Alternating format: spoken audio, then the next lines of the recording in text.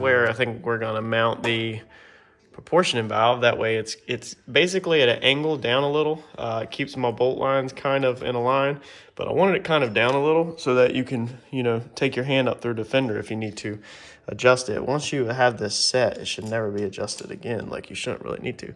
But I just put some nut certs in here. M6. I'm just basically using up what bolts I have.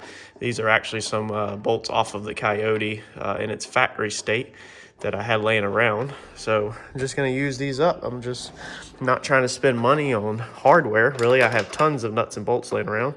So on areas that don't matter, I'm going to do this. And I decided to go with these stud ones because I figured, what the heck, you know, you can screw this nut off the stud and put a P-clamp on here. So if you need to run, you know, your cable or your brake lines like this is a perfect place to bolt a P-clamp right to. And this little garment is actually like a plastic garment. I think it's for, like, honestly, like house wiring. I don't know. But I have a little drawer full of them that I inherited from my grandfather. So I figured, why not use them? You know, the brake line goes through it. Shouldn't cause no issues. I mean, if you're street driving it and it's getting water in it, I can literally just put a bunch of silicone around it. But I think it'll be perfectly fine. And that allows me to, you know, shove all this through. When you have a line like this anyway, that the head's bigger than the cable, I mean, you obviously have to drill a bigger hole. You're gonna have slack anyway. So if you wanted it watertight, you would need to seal it up. But I'm gonna bolt this up and then start plumbing this in with the line lock. Get the line lock mounted up. Line lock's probably gonna go in here. All right, so this whole train wreck. First off, ignore all this because, like I said, that gets cut off. So I had this hard line already done where it runs up and over and it goes to the passenger wheel. That was already done. I ordered a new line, which was this one that was long, that originally all of this was going to be in there. If you remember in the past videos, we had it on the carbon panel, and I decided to move it because it was too cramped. So this line was supposed to go from the carbon panel straight to the brake caliper over there. But after coming in here and moving stuff around tonight, and evaluating everything, this is what I've come up with utilizing everything I have got. So we still have this line that comes in through this garment, through the firewall. This comes from our master cylinder, okay? And it goes right here, it wraps around, and it goes to a T. So, and I do have a single master cylinder, single outlet. So this comes down here, this line comes up here, loops around and goes down to the rear brakes, okay?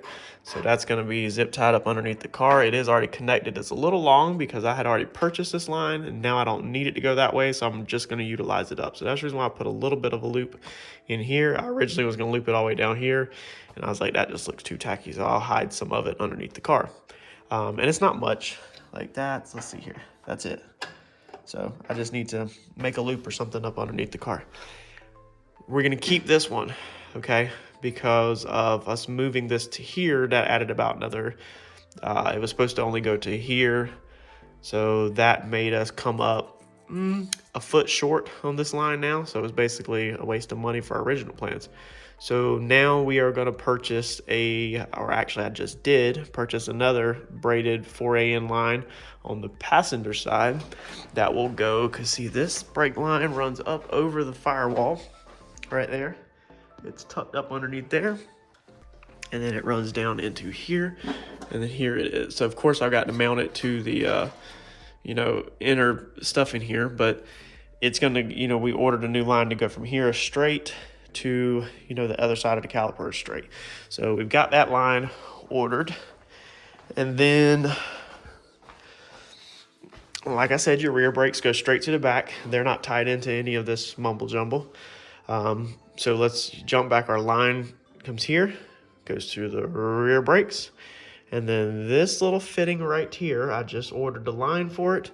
It will go from here and it will come up and go to the inlet side of your adjustable portioning valve, okay?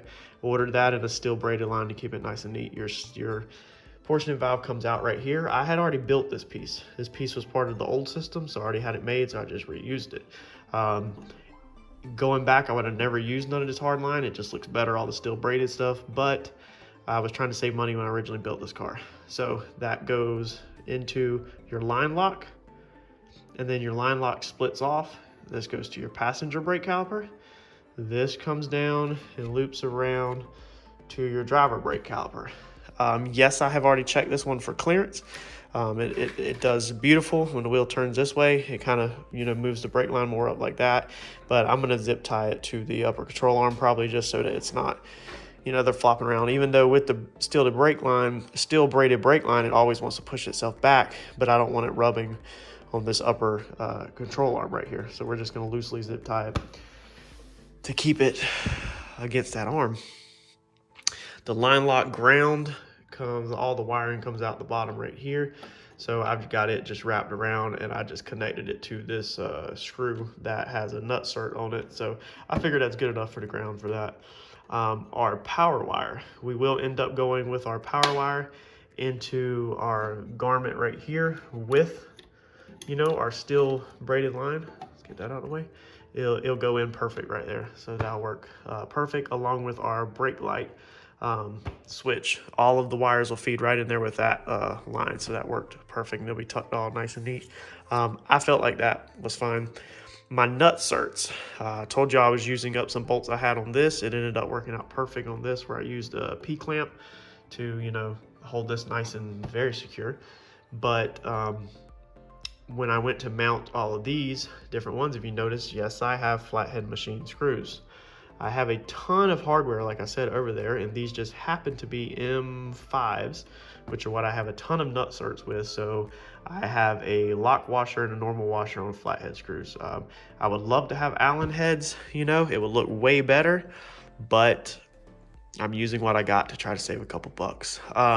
For the brake switch, I went to unscrew this to take the plug out to put it here, but what the problem we ended up having is this is the pressure brake switch that I had ordered off eBay.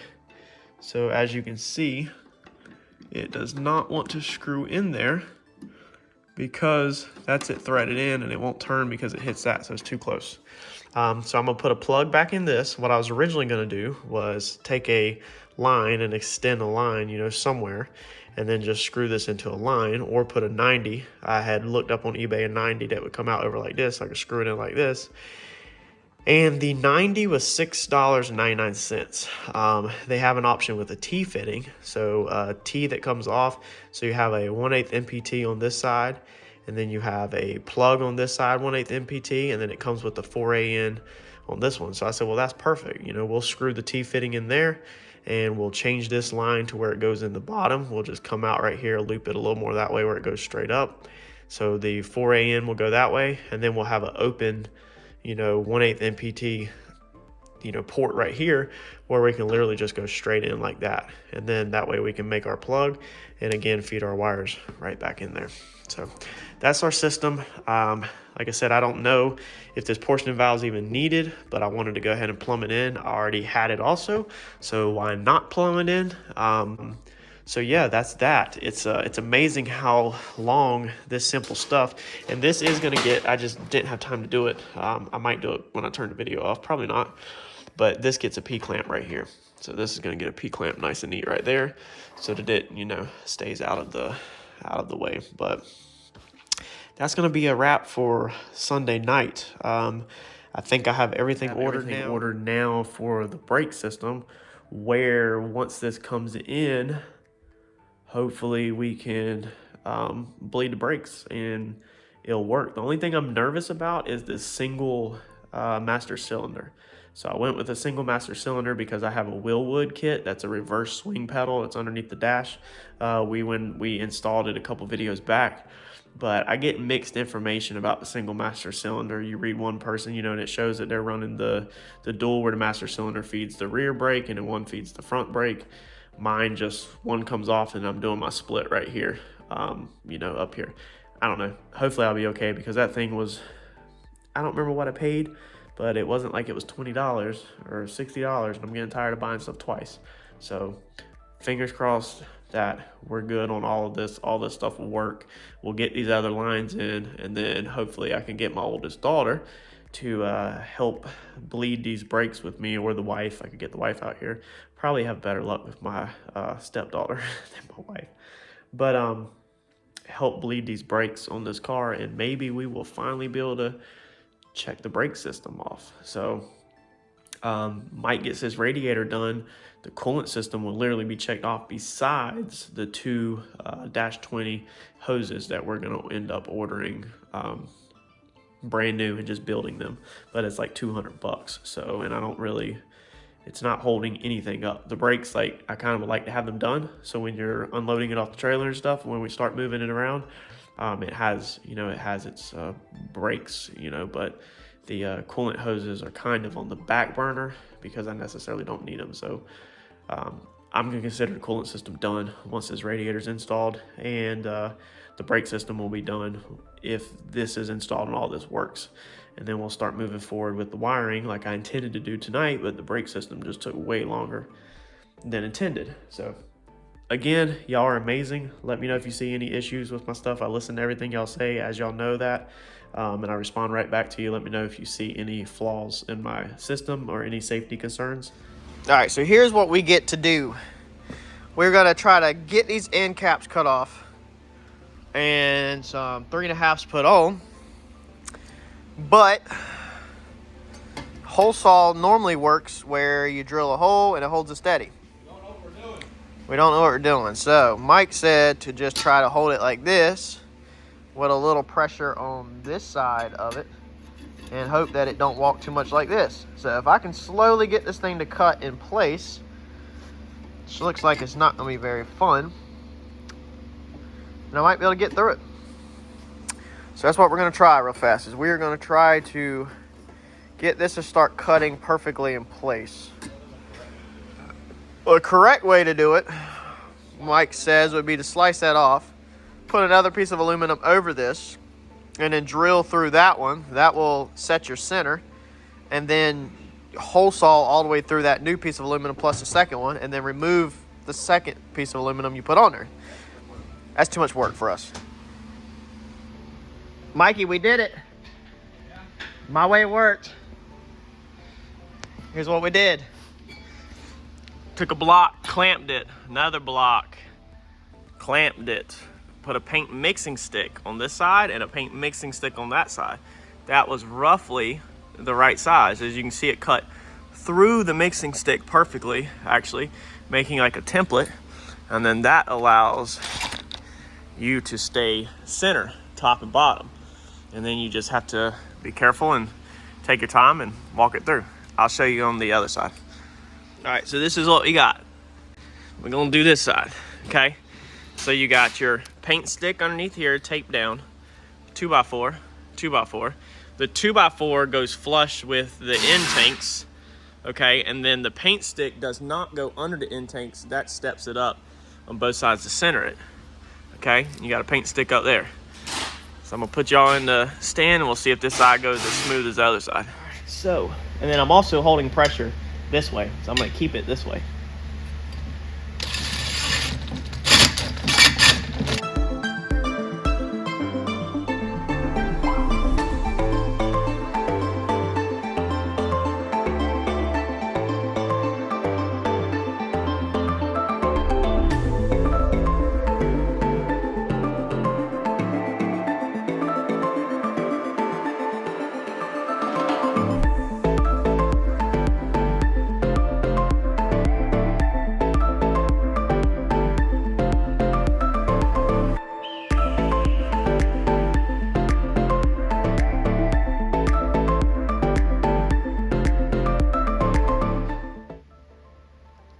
There you go.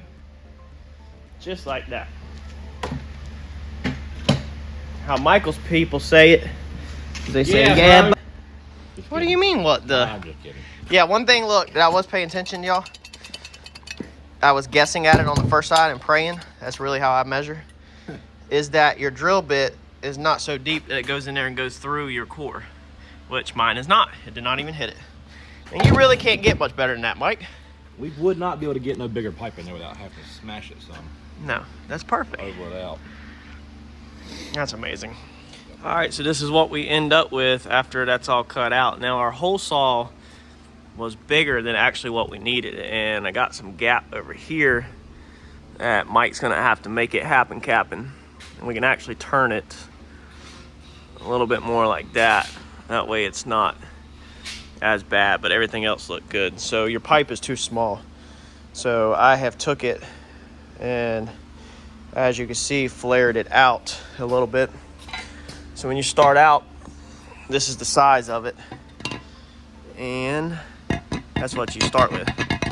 So you're way too loose all the way around to do anything with. I mean, that would be a nightmare to weld all that up. So all I did was, and it chews it up. It looks like crap, but this is how you can do it right at your house. So come to the vise and tighten your vise up first, is what I did. Now the next one I might do different. But I tightened it first, put it in there a little bit, and then just bend it around, you know, and kept rolling it and bending it like that. And then what I decided to do is, instead of keep doing that, is I come in here, open it up, lay it in there with a little bit hanging over the edge like that, and then you take your body hammer and you tap at a 45 as you spin this. So as you're spinning this with your hand that's holding the camera, your left hand, you're tapping it with your right hand, you know, and keeping it moving like this as you're tapping that edge. And that will flare that out just a little bit to hopefully help you where it closes up the gap. Now, after you cut your piece of pipe, obviously it's going to be square. So if you were to take it like this, and if you were to scoot it in far enough to clear that gap on that side, then you can see you're going to be way in. You know, you can see by the bead roll right there that you're going to be way in on this side. And then that would hurt, obviously, your airflow. It would have something else to go around. So you're gonna have to put it in there. I held it perfectly in place, had Mike trace around it, and then you end up with some funky stuff like this. So this is my rough cut. I'm gonna take it to the vise now and start flaring it out, and then if I need to trim anything, I can. But the other one, by the time I flared it out, it was freaking perfect. And then what I'll probably do is, after he welds it, I'll probably take some sandpaper and go in there and try to gently go around the inside, just to see if basically I can roll the edges and make sure that you don't feel nothing, you know, blocking airflow, just to try to make it flow as smooth as possible. Okay, so we got our second piece over there flared out. It looks beautiful. It looks beautiful because I did it, not Mike. Mike would have did it. That thing would have looked all jacked up, son. Listen to him run his mouth. All right, so there's our original piece. Here's our new piece. You can see the size difference. That's why we switched it out to get a little bit more flow. And it's just gonna make, obviously, all your piping stuff easier. That this is the size we're using, and this is the size the inlet and outlet will be. That way it's all the same. This is pretty thick though. This is nice. Like, this was this Mishimoto piece is really, honestly, a nice piece, man. These end caps and, you know, these pieces, it's all like, what'd you say this was? Cast, Mike? Yeah. It's all like cast, but it's nice. It's like, it really is. It really is. So it's nice and thick. Thing's got a lot of weight, but it's definitely not flimsy or cheaply made. So if you're looking for a unit, that was definitely a good piece. Let's see here. That's what. So, but we're gonna put these on it. She gonna be big, boy. All right.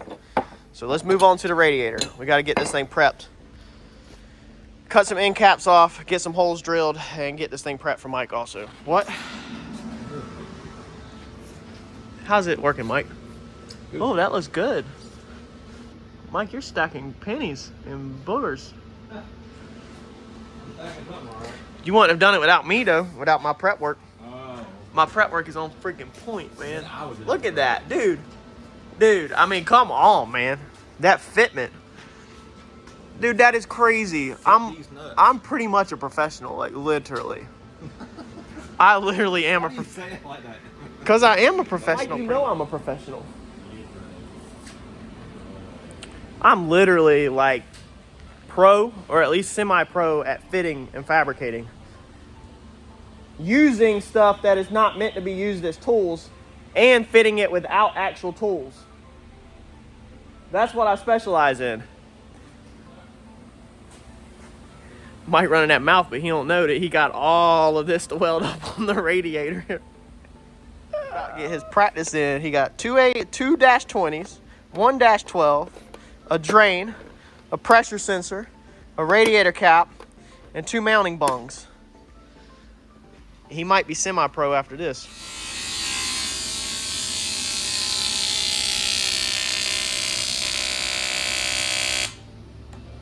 All right, so Mike got that one welded up. Honestly, man, that turned out pretty freaking good. That really did. I mean, you can't really complain too much about that, man. I mean, I ain't even got nothing to complain about. I don't know what I'm saying. I like that. Yes, sir. She done, Mike? Yep, finally. 2.5 hours of welding.